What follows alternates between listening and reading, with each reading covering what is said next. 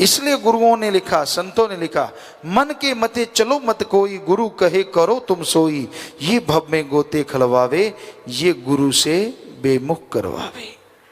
मन ऐसी जालिम ताकत है। इसीलिए तो इस्लाम धर्म में इसे नफ्स शैतान कहा है कि ये भी एक बहुत बड़ा शैतान है जो आदमी के अंदर सोया हुआ शैतान है, पता ही नहीं चलता इसका।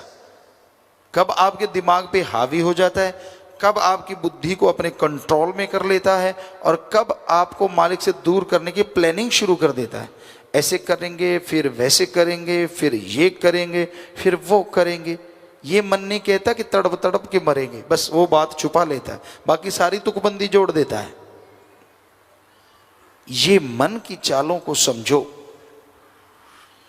मन इतना जालिम है, सामने भगवान खड़ा हो तो भी नहीं मानने देगा अगर इसको रोका ना जाए, इसको कंट्रोल ना किया जाए। भगवान कृपा कर दे तो बात अलग है, वरना मन बहुत जालिम और बहुत ढीठ है। आदमी गलती करता है तो मन की वजह से, गलती करके फिर कहता है कि तू तो कभी खुशियां ले ही नहीं सकेगा, हालांकि खुशियां मिल रही होती, ये भी मन की वजह से। तू बुरा कर्म कर ले, ये भी मन की वजह से। भूल जाता है कि अगले बुरे कर्मों की सजा है, और करूंगा तो क्या होगा, मन याद ही नहीं रहने देता। ये कर ले तू वो कर ले, उल्टे उल्टे काम, उल्टी उल्टी बातें दिलो दिमाग में चलाता रहता है। और आदमी कितने बार जीता है, कितने बार मरता है, इस मन के हथों कोई नहीं जानता। इसलिए मन का सामना करो।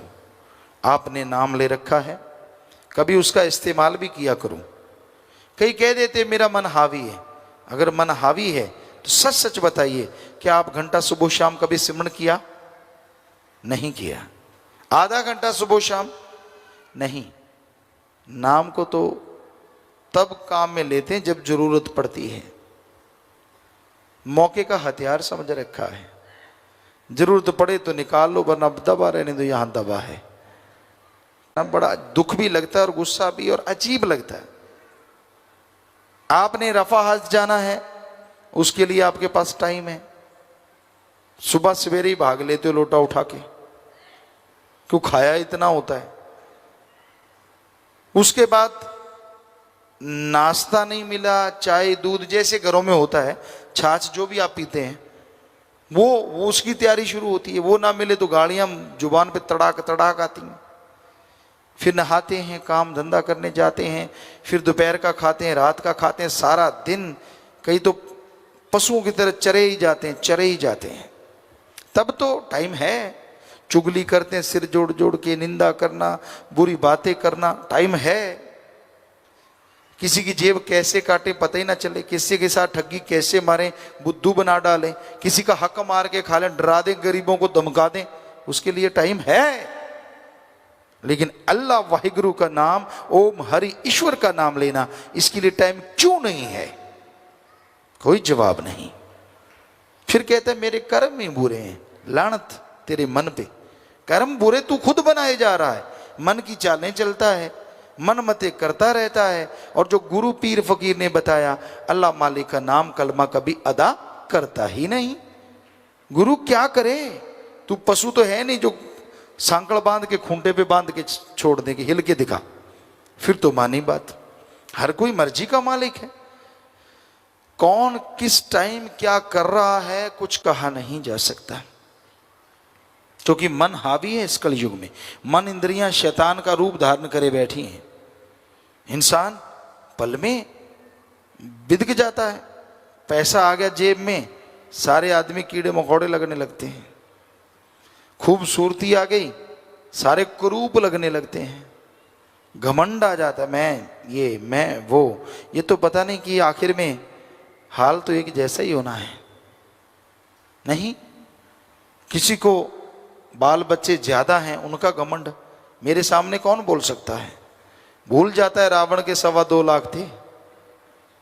इतने तो तेरे क्या कुणबे में नहीं होने जब से जन्म लिया इस धरती पे, उसके अकेले के इतने थे। तो सब कुछ भूल जाता है मन के हाथों मजबूर होके ये इंसान। तो मन से लड़ा करो, नफस शैतान की लगाम कसा करो। और उसके कसने का एकमात्र उपाय सेवा और सुमरन ही है। भक्ति इबादत करो और परमार्थ करो, परहित के लिए जरूर समय निकालो। आप कितने भी गरीब मजबूर हैं, पर इतने नहीं कि आपको रोटी नहीं मिलती। अगर आपको रोटी मिल रही है तो आप परमार्थ भी कर सकते हैं। हो सकता है मालिक उस रोटी में ऐसी बरकत डाल दे कि आप दूसरों को रोटी खिलाने वाले बन जाएं। क्या मालूम, क्या पता किस कर्म के पीछे कौन सा रहमत छुपी पड़ी है, किस कर्म के पीछे क्या कृपा होनी है। आप तो कर्म जोगी बनो, आप मेहनत करने वाले बनो। तो इंसान को कर्म जोगी मेहनत करते रहना चाहिए, सुमरन करते रहना चाहिए, सबका भला मांगना और करते रहना चाहिए, तो मालिक उसका भला जरूर कर देते हैं। किसी को चिंता बाल बच्चों की, किसी को जायदाद की, किसी को तन की, किसी को किसी की चिंता, और जो मालिक और मालिक के औलाद की चिंता करते हैं, मालिक उन्हें रहमो करम से माला माल कर देते हैं, अंदर बाहर से भर देते हैं। मूसा की आपको बात सुनाया करते हैं, गडरिया कितनी चिंता कर रहा था अल्लाह की। अल्लाह तू बीमार हो, मैं भेड़ बकरियों का दूध पिलाऊं, मैं तेरे पे ऊन की चद्दर उड़ाऊं, मैं तेरे पांव दबाऊं। अब अल्लाह, आप अगर सोचिए अकल वाला कोई ऐसा सोचे, वो सोचे यार ये कैसे, जैसे कैसे हो सकता है ये, अल्लाह कैसे आएंगे, कैसे होगा। मूसा ने भी तो यही सोचा कि ये कैसे संभव है, कैसे आएगा अल्लाह, आएगा तो, यानी उसकी चिंता ही यही थी गडरिए की। सारा टाइम अपने मालिक, अपने अल्लाह, अपने राम, अपने सतगुरु मौला में खोया रहता था। और देखिए आपने सुना है मूसा ने जब उसे बुरा भला कहा तो वो अपने बाल नोचता, शरीर के कपड़े फाड़ता, जंगल में भाग गया। अगर मूसा भी रोज इबादत करने वाले थे, वो इबादत पे बैठे कि वो मेरे से बहुत गुनाह हो गया, अंदर एक चोट लगी। कहाँ अल्लाह ताला फौरन रहमो करम बरसा देते थे, और कहाँ कई घंटे बैठने के बाद मात्र आवाज आई, जाके कहने लगा, वहां देखा फिर वो हाथ ऐसे किए बैठा है, खून निकल रहा है, बाल उखड़े हुए हैं। और फिर वही बात करे, अल्लाह किसी की सुनना ना, बीमार हो तो मेरे घर में आना, छोटी सी झूंपड़ी है, मेरी भेड़ बकरियां हैं, मैं दूध पिलाऊंगा, पाँव दबाऊंगा, दवाई बनाऊंगा, दिन रात आपकी सेवा करूंगा। मूसा ने हाथ जोड़े, प्रार्थना की, भैया आप मेरी बात सुनो। उसने आंखें खोली, कहने लगा जी क्या है, आप फिर आ गए। कहने लगा मेरे पास अल्लाह ताला आए थे, आप तो उनके बड़े अजीज हैं। कहने लगा मैं तो कुछ भी नहीं हूं भाई। पर वो गडरिया कहने लगा, तू मेरे पीछे क्यों पड़ा है, जिस अल्लाह ताला की तू बात करते तेरे पास आए थे, जब तू मेरे पास है वो तभी गए हैं, वरना वो रहती मेरे पास हैं। सारी खुदी पल में मिट गई। हैं ये क्या है। अब आप सोचें इतना अमीर क्यों नहीं था, भेड़ बकरियां ही। अल्लाह ताला ना अमीरी देखते हैं ना गरीबी देखते हैं, वो आदमी का दिलो जिगर, दिलो दिमाग देखते हैं। कौन उसके लिए तड़फता है, कौन उसके लिए व्याकुल है, उसकी झोलियां अपने रहमो कर्म से माला माल भर देते हैं, चाहे वो अमीर हो चाहे वो गरीब हो। तो इसलिए आप कि सुबह सवेरे मालिक को याद करना ही करना है, शाम को भी याद करना है। तो इस तरह अगर लगातार सुबह शाम आप रूटीन बना लें तो शायद भयानक से भयानक कर्म भी आपको भोगने ना पड़े। कई दवाइयां होती हैं सुबह शाम लेनी पड़ती हैं। डॉक्टर बोलते हैं कि अगर एक बार मिस हो गई तो फिर से नया कोर्स शुरू करना पड़ेगा। राम नाम में भी यही बात है, लगातार सुबह शाम जाप करें। ये अलग बात है उस दवा का असर नहीं रहता, जबकि राम नाम का असर तो 100% होना है। लेकिन रूटीन अगर आप तोड़ देते हैं फिर मन जल्दी से रूटीन बनने नहीं देता। घंटा सुबह शाम, आधा घंटा सुबह शाम की जाप करना ही करना है। तो लगातार करते रहो, लगातार करते रहो, अभ्यासी बन जाओ। यकीनन आपके गम दुख दर्द चिंताएं मिटती जाएंगी और मालिक की कृपा दृष्टि के काबिल बनते जाएंगे। लेकिन मन बड़ा जालिम है, ये कोई ना कोई तोड़, कोई ना कोई जवाब राम नाम न जपने का तैयार रखता है। जैसे हमने साथ संगत को बोला कि सुबह पूछा करें जब भी आप मिलते हैं फर्स्ट टाइम कि सुना भी आज सुमरण किया कि नहीं, सेवा कैसी चलती है, मालिक से प्यार कैसा। कि जब भी आपस में मिलो नारा लगाओ और फिर ये पूछो। तो एक नई बात निकाल ली कि जी आपने सुमरण किया, कहते मेरा तो मालिक को पता है। बताओ, मतलब मन इतना जालिम है कि बहाने तैयार रखता है। क्यों मालिक को पता है? सीधा सीधा जवाब दो, कोई इसका कोई फायदा नहीं। इससे अच्छा तो बताओ कि मैंने नहीं किया, मालिक को पता है। गप पे गप, झूठ पे झूठ।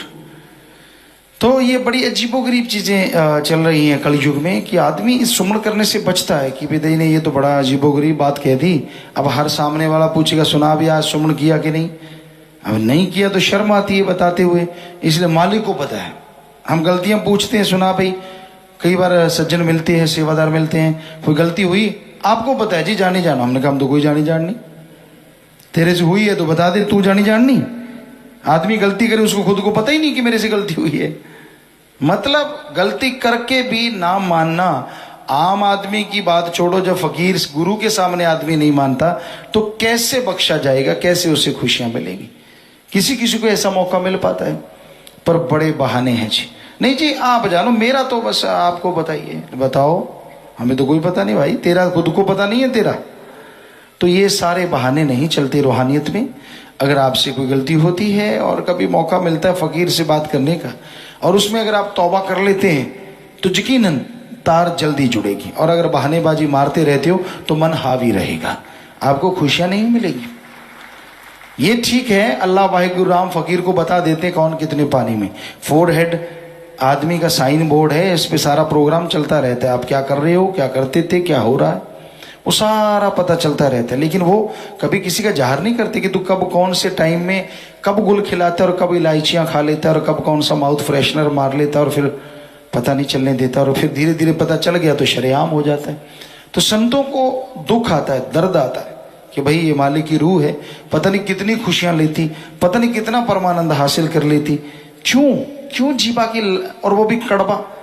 उसमें कोई नशा आप करते हैं, ये तो है नहीं कि उसमें बहुत ज्यादा मिठास हो। चलो मीठा भी हुआ, नशा तो नशा है। मीठा जहर खा लोगे क्या? कितना भी मीठा हो क्या आप जहर खा लेंगे?